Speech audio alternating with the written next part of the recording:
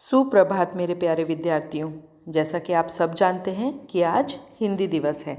हर वर्ष 14 सितंबर को हिंदी दिवस मनाया जाता है।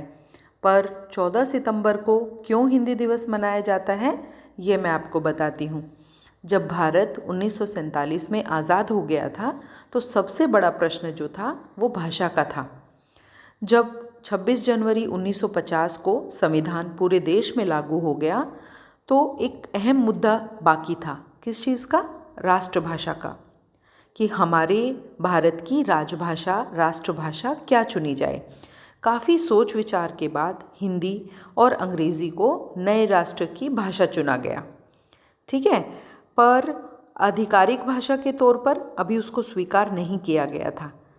14 सितंबर 1949 को एक संविधान पास हुआ जिसके मत से हिंदी ही भारत की राष्ट्रभाषा होगी, इसका निर्णय लिया गया।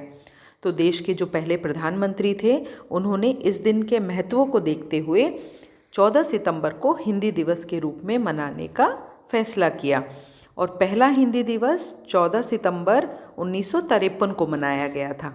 ठीक है, और हिंदी को राजभाषा, राष्ट्रभाषा स्थापित करवाने के लिए काका कालेलकर, मैथिली शरण गुप्त, हजारी प्रसाद द्विवेदी, सेठ गोविंद दास, व्योहार राजेंद्र सिंह का बहुत बड़ा हाथ था। अभी देखिए, हिंदी अभी पूरे संसार में बोली जाती है।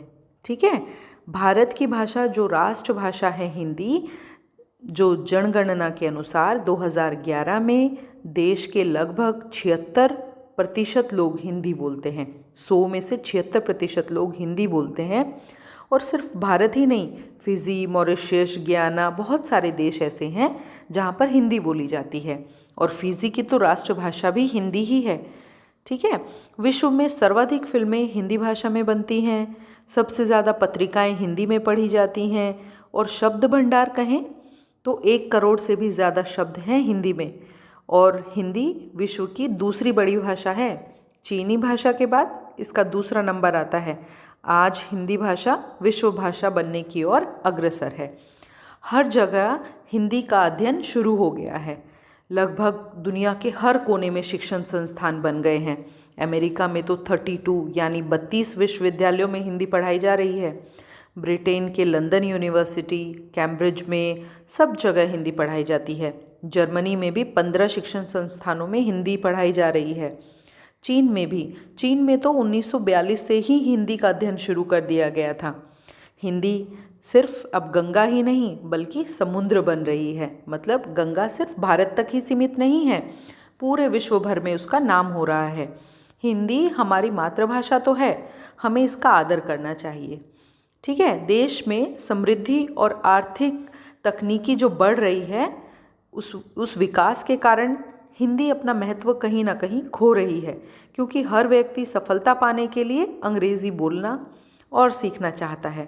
पर हमें अपनी मातृभाषा को नहीं छोड़ना चाहिए, इसमें भी रुचि लेनी चाहिए, क्योंकि सभी आवश्यकताओं की पूर्ति के लिए दोनों का ही ज्ञान होना आवश्यक है, चाहे वो हिंदी हो या वो इंग्लिश हो। और हिंदी बोलने में हीन भावना नहीं होनी चाहिए, अपने आप को छोटा नहीं समझना चाहिए, क्योंकि हिंदी अब विश्व भाषा बन रही है। और हिंदी के इस बढ़ते हुए प्रभाव को देखकर सरकार की ओर से भी हिंदी को संयुक्त राष्ट्र की आधिकारिक भाषा बनाने के लिए भी प्रयास किए जा रहे हैं। पहले वैसे यूनेस्को में तो पहले ही 7 भाषाओं में उसको शामिल कर लिया गया है।